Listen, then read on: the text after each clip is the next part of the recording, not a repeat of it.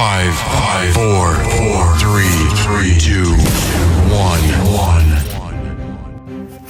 On this episode of Football Talk, our main segment focuses on the ongoing issue surrounding high soccer registration and academy fees, which has affected the chances of some promising youths looking to make it at professional level.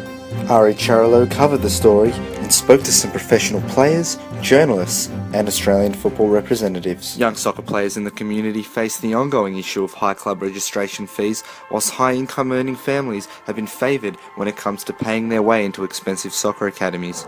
Melbourne Premier Futsal Competition Coordinator Con Skliros gave his opinion on how the current youth system can and should be improved. The selectors should be there for the good of the game rather than looking after who's sponsoring them or who's paying for their academy. This is why Australia at the international level performs so poorly. They select you to join the group, but it's going to cost you $1,800 for the year.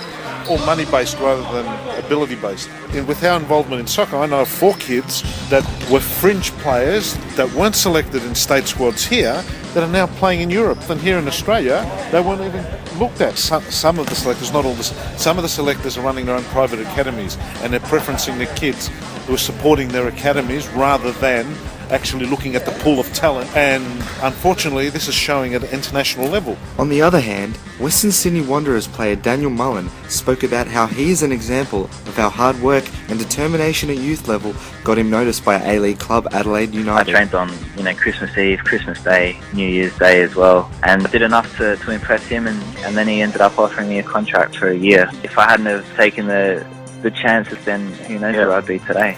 Sydney FC's Joel Kianez is another player who avoided the money issue at youth level, explaining how his scholarship overseas in England helped him professionally as a player. It really did influence me a lot. It made me see exactly what you need to do, how hard you need to work, I guess, to make it to the top level. It did change me. I just sort of saw from that stage that my game picked up. Local Bulleen soccer coach Jordan DeBarno and personal trainer also spoke about how the National Premier League system in Victoria needed to be improved to give kids an equal opportunity.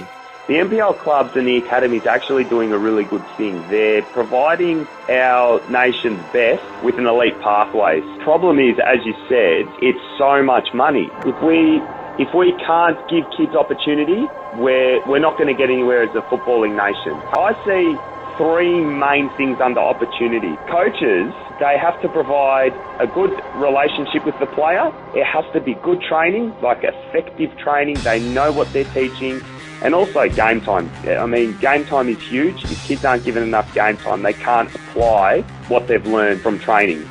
But if we look at community level, kids are getting that opportunity. So I see it as coaches have to get it right where kids are going. We need to make sure those young kids that come to your Burundara soccer clubs, just your low-key soccer clubs, they get it right. They get those 3 things right, because you will pull out the Cristiano Ronaldos of Australia if you get those 3 things right.